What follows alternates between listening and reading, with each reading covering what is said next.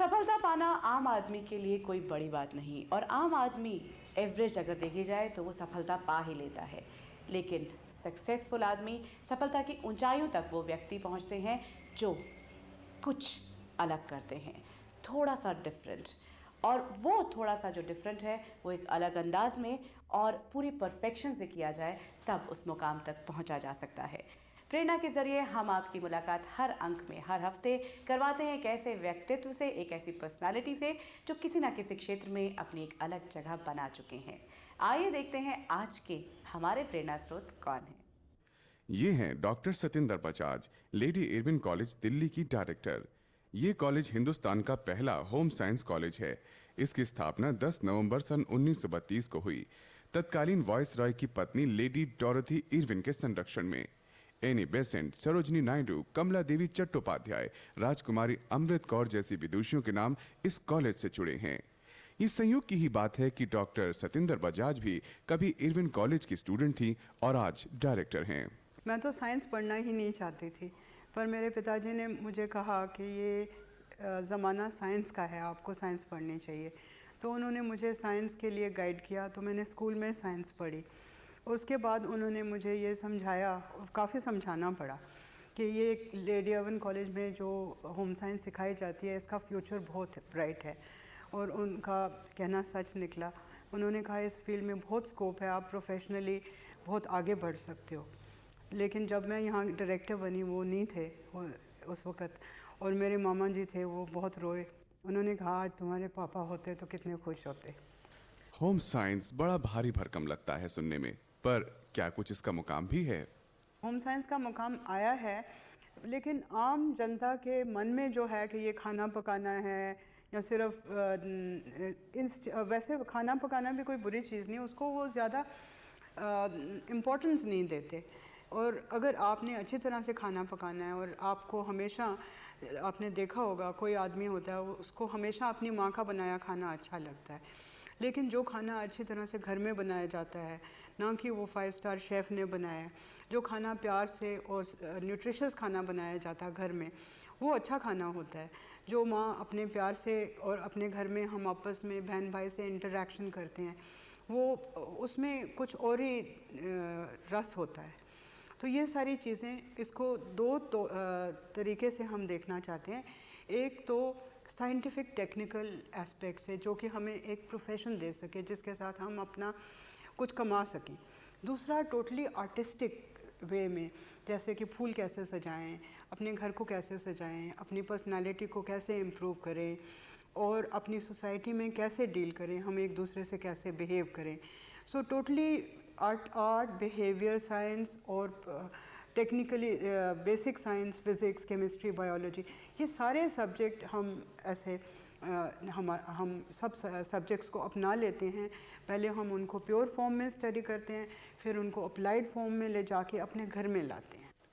Nutrition और food के अलावा होम साइंस में और क्या आता है? चाइल्ड डेवलपमेंट है, community resource management and extension है।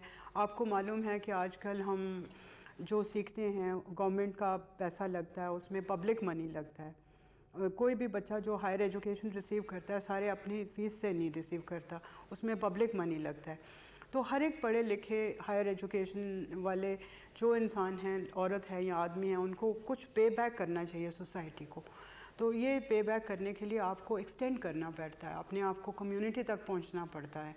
उसके लिए हम कम्युनिटी रिसोर्स मैनेजमेंट और एक्सटेंशन, कम्युनिटी की क्या रिसोर्सेज हैं, पानी है उसको हम पोल्यूट कर रहे हैं, वो फ्यूल है उसको हम सारे पेड़ काट रहे हैं।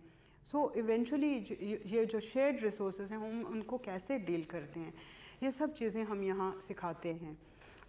और उसके अलावा टेक्सटाइल्स एंड क्लोथिंग है, टेक्सटाइल्स कितने किस्म की हैं, नए नए फैब्रिक्स हैं, नए नए फाइबर्स निकल रहे हैं, डिज़ाइन हैं, हमारे अपने डिज़ाइन क्या है, हम इंडिया के टेक्सटाइल्स कितनी रिच हेरिटेज है, वो सब क्या है। हम सिर्फ इसको पढ़ाते नहीं अंडर ग्रेजुएट तक, पोस्ट ग्रेजुएट में मास्टर्स प्रोग्राम्स हैं हमारे पास चारों सब्जेक्ट्स में, और बैचलर्स एजुकेशन का, बीएड का भी है, और उसके अलावा हम पीएचडी तक जाते हैं।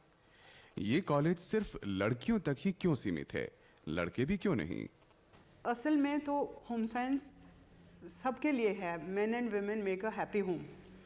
लेकिन शुरू में क्योंकि लड़कियों को बाहर पढ़ने के लिए नहीं भेजना चाहते थे माँ बाप, तो उन्होंने सोचा ये अच्छी चीज़ है, घर में रहेंगी, अच्छा पढ़ेंगी, अपना घर को सुधार रखेंगी, अपने नेबरहुड को इम्प्रूव करेंगी। तो पेरेंट्स ने इसको एक्सेप्ट किया और गर्ल्स कॉलेज के लिए कि कभी उनको ज़रूरत पड़े तो कोई टीचिंग का प्रोफेशन भी अपना सकें, अपनी रोटी रोज़ी कमा लें। लेकिन विद टाइम सबको मालूम है कि ये दोनों आदमी औरतों के लिए ये प्रोग्राम होना चाहिए। इसलिए अब वो लड़के लोग भी चाहते हैं, ख़ास करके जब प्रोफेसर ऑफ न्यूट्रिशन की पोस्ट निकलती है तो लड़के कहते हैं हम क्यों नहीं बने। काफ़ी सारे मेडिकल डॉक्टर अब प्रोफेसर ऑफ न्यूट्रिशन बनना चाहते हैं हायर पोस्ट के लिए। लेकिन हम अपने फील्ड को रखना चाहते हैं। आखिरकार हम लेडीज़ के लिए भी तो थोड़ी सी पोस्टें हैं। जब हम आदमियों के फील्ड में जाते हैं तो हमें लड़ना पड़ता है उनके साथ कि हमारे लिए ये फील्ड ओपन करो। अगर उनको इस फील्ड में आना है तो let them fight. Lady Irwin college home science के अलावा बहुत से कम्युनिटी प्रोजेक्ट्स में भी इन्वॉल्व है। लेडी इरविन कॉलेज शुरू से ही कम्युनिटी सर्विस एक हमारा मकसद है। इसके लिए हम लेटेस्ट हमारे 2 प्रोजेक्ट्स हैं जिनके बारे में आपको कुछ बताना चाहूँगी। एक तो हमारा इंटरनेशनल लेबर ऑर्गेनाइजेशन के साथ प्रोजेक्ट चल रहा है, जिसमें कि हम औरतों के लिए जो स्लम्स में रहती हैं या ऐसी जगह में रहती हैं, कोई ऐसी इनकम जनरेशन उनको लिए चाहते हैं जिसमें वो अपने आप को डिसेंट एम्प्लॉयमेंट दे सकें और उसके लिए ट्रेनिंग रिसीव करें। हमने 3-4 फील्ड्स उनके लिए सिलेक्ट किए हैं, जैसे कि घर के इक्विपमेंट रिपेयर करना, लॉन्ड्रिंग करना, या और मेड का कोई प्रोजेक्ट, कपड़ों की देखभाल, ऐसे चीज़ करके हमने 4 मॉड्यूल्स बनाए हैं और हम यहाँ ट्रेनर्स को ट्रेनिंग दे रहे हैं। उसके बाद एक मॉड्यूल हम ट्रेनीज़ को भी हम इनके थ्रू कराएंगे यहाँ पे, ये दिखाने के लिए कि एक अच्छी संस्था अच्छी ट्रेनिंग दे के और अच्छे मॉड्यूल बना के किस तरीके से एक इफ़ेक्टिव इनकम जनरेशन बना सकती है लेडीज़ के लिए। दूसरा प्रोजेक्ट हम आजकल जो ले रहे हैं कम्युनिटी के वेलफेयर के लिए, वो यूनिफेम है, यूनिफेम के साथ है, वो एड्स अवेयरनेस और हेल्थ, और वो स्कूल के लिए हमने मॉड्यूल्स बनाए हैं जो कि रेलवे के स्कूल के लिए मॉड्यूल्स हैं।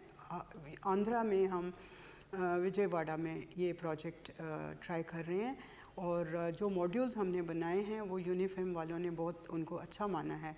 और लेडी इरविन कॉलेज को हमेशा जब वो ऐसी संस्था देखना चाहते हैं जहाँ पे अच्छा काम हो सके, क्वालिटी काम हो सके, तो वो हमारे पास ज़रूर आते हैं। यूं तो हर व्यक्ति की कोई ना कोई हॉबी होती है, डॉक्टर बजाज की तो बहुत सारी हैं। मेरी हॉबीज़ काफ़ी सॉफ्ट साइड पे हैं। एक तो मैं पढ़ती हूँ, I like reading, I read a lot. एक हफ्ते में एक किताब तो मैं ज़रूर पढ़ती हूँ, अगर 2 ना पढूँ। मैं टीवी बिल्कुल नहीं देखती हूँ क्योंकि मुझे उसके लिए टाइम नहीं रहता। फिर दूसरा, मेरे एमेच्योर कह लो हॉर्टिकल्चरल इंटरेस्ट हैं, जिसमें मैं वेजिटेबल्स ग्रो करती हूँ, फ्लावर्स ग्रो करती हूँ, फ्रूट ट्रीज़ भी प्लांट करती हूँ और ग्रो करती हूँ। जब मैं लेडी इरविन कॉलेज आई तो लेडी इरविन कॉलेज की शेप इस तरह ट्रायंगल की तरह है। जो ये एंड ट्रायंगल का था, 17.5 एकड़ ज़मीन है हमारी। जो एंड एंगल था उसमें जंगल ही जंगल था और पत्थर थे, उसको साफ़ करा के हमने उसमें प्लांटेशन की। अब मैं वहाँ पे वेजिटेबल्स ग्रो करती हूँ और विंटर में एक्जॉटिक वेजिटेबल्स जो कि यहाँ आम नहीं मिलते, हम सब विलायती वेजिटेबल्स ग्रो करते हैं। Red cabbages, broccoli, leaks, parsley, salary, इस किस्म के जो आम मार्केट में नहीं मिलते। मैं बर्ड वॉचिंग भी करती हूँ, that is my hobby also which I didn't mention to you. क्योंकि हम इंसान जो हैं, हम सिर्फ इंसानियत कहते हैं, लेकिन इस दुनिया में सिर्फ इंसान नहीं है, बहुत भांति भांति की चीज़ें हैं। वो सब जो जानवर हैं, कीड़े हैं, मकोड़े हैं और non living, so called non living. आजकल तो हम ये भी जानते हैं कि क्रिस्टल में भी ज्ञान होता है, उसमें भी नॉलेज होती है, वो ट्रांसफ़र होती है। अगर एक क्रिस्टल इस तरह से उसके क्रिस्टल बनने हैं तो वो दूसरे क्रिस्टल को सीडिंग करके बता देता है कि तुम भी ऐसे बनो। सो ये जो इन्फॉर्मेशन है लिविंग, नॉन लिविंग, अपने टोटल यूनिवर्स को अप्रिशिएट करने के लिए आपको अपने ह्यूमन फॉर्म से भी निकलना पड़ता है। प्लांट्स हैं, एनिमल्स हैं, तो उनमें से कोई ऐसे एनिमल्स और प्लांट्स होते हैं जो आपको रिस्पॉन्स देते हैं। जो रिस्पॉन्स देते हैं, जैसे डॉग है वो रिस्पॉन्स देगा। अगर दूसरा जानवर रिस्पॉन्स नहीं देगा तो वो इतना मज़ेदार नहीं होता। सो इसलिए एक पेट तो मैं ज़रूर रखती हूँ। अपने स्टूडेंट्स को आप क्या संदेश देना चाहेंगी? मैं तो सोचती हूँ कि टीचर के लिए सबसे इम्पॉर्टेंट चीज़ मेरे करियर में, एक जो मैंने कहा important cheese is human beings. सबसे इम्पॉर्टेंट हमारे टीचर्स की लाइफ में स्टूडेंट होता है। जब हमारे पास, एक बार मैं ट्रेनिंग इंस्टीट्यूशन में काम किया था, national institute of public cooperation child development में। वहाँ पे हम एडल्ट्स को टीच करते थे, मज़ा नहीं आता था। जब हम यंग स्टूडेंट्स को टीच करते हैं, जितने यंगर होते हैं उतना मज़ा ज़्यादा आता है, क्योंकि हम जो सिखाते हैं उसका प्रभाव हमें एकदम से पता चलता है। तो सबसे बेस्ट चीज़ मेरी लाइफ में स्टूडेंट्स हैं और उनको मैं बहुत ऑनर करती हूँ। और उनके लिए मैं ये कहना चाहूँगी कि लाइफ में 2-4 चीज़ें हमें सबको सीखनी चाहिए, और जितनी जल्दी हम सीखेंगे और माँ बाप उनको सिखाएंगे उतने ही वो अपनी लाइफ को ईज़िली डील करेंगे।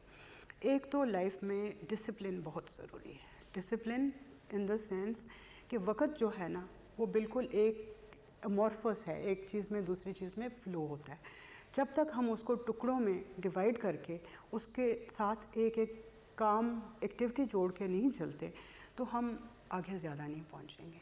तो इसलिए टाइम स्ट्रक्चरिंग मेरे लिहाज से एक बहुत इम्पॉर्टेंट एक्टिविटी है, और टाइम स्ट्रक्चरिंग जिसको आ जाता है वो इंसान बहुत जल्दी अपने आप को प्रोग्रेस कर सकता है, क्योंकि आपका किया हुआ काम इकट्ठा होता होता बहुत बढ़ जाता है। दूसरी चीज़ जो मैं अपने स्टूडेंट्स को सिखाना चाहूँ और सिखाने की कोशिश में रहती हूँ कि सेल्फ़ कॉन्फिडेंस बहुत इम्पॉर्टेंट चीज़ है। जब तक आपको अपने आप पे विश्वास नहीं होगा आप कहीं नहीं पहुँच सकेंगे। और ये विश्वास को बिल्ड करना एक टीचर का और एक पेरेंट का प्राइमरी ड्यूटी है। जिस पेरेंट और टीचर ने अपने स्टूडेंट का सेल्फ़ कॉन्फिडेंस तोड़ा, that in my mind is a criminal. उसको बिल्ड करना हमारी ड्यूटी है। और मैं चाहती हूँ कि कोई भी बच्चा हो, मैं उनको कहती हूँ तुम कोई छोटा सा योगा एक मैं उनको सिखा देती हूँ कि तुम जाओ और आप ज़रूर जीतोगे, लेकिन ये देखना कि दूसरा भी वही योगा करके आया हो तो आप शायद सेकंड आ जाओ। सो आपको ज़रूर अपने आप में को कॉन्फिडेंस से आगे निकालना है। और तीसरी बात मैं उनको ये कहना चाहूँगी कि आपको कॉन्फिडेंस है, आप अपना टाइम स्ट्रक्चर करते हैं, लेकिन एक टाइम आपको अपने लेजर के लिए रखना चाहिए। एक टाइम आपको अपने आप को रिलैक्स करके रखना चाहिए, ताकि ये सारी चीज़ें जो हैं, आप जो चीज़ें आपको बहुत खुश करती हैं, अव्वल तो आपका जीवन सफल तब होगा अगर आपका काम ही आपको खुश करे। लेकिन कई बार ऐसी चीज़ होती है कि मैं सारा वक्त बैठ के फूल तो नहीं सूंघ सकती लेकिन मैं फूल को यहाँ रख सकती हूँ कि मैं जब चाहूँ थोड़ा सा मुझे समय मिले तो मैं उसको सूंघ सकूँ। तो अपना प्लेजर को भी उसमें इंक्लूड करना चाहिए। तो मैं ये चाहती हूँ कि अगर बच्चे ये सब चीज़ों को जान जाएं तो वो ज़रूर अपनी लाइफ को एंजॉय करेंगे, क्योंकि एजुकेशन का पर्पस इज़ कि उनकी जो ज़िंदगी है उनके सामने जैसे जैसे खुले उसको समझें और उसको अपनी हैप्पीनेस को परस्यू करें। हम हैप्पीनेस किसी को प्रॉमिस नहीं कर सकते, लेकिन हैप्पीनेस को ढूंढना हमारा क्या कहते हैं, इंसान का राइट है, ह्यूमन राइट है। Search for happiness to me means is a human right. You should be free to search for happiness. अगर आप उसको समझते हैं और अगर आप अपनी एनवायरनमेंट को समझते हैं, I am sure your life will be a happy one.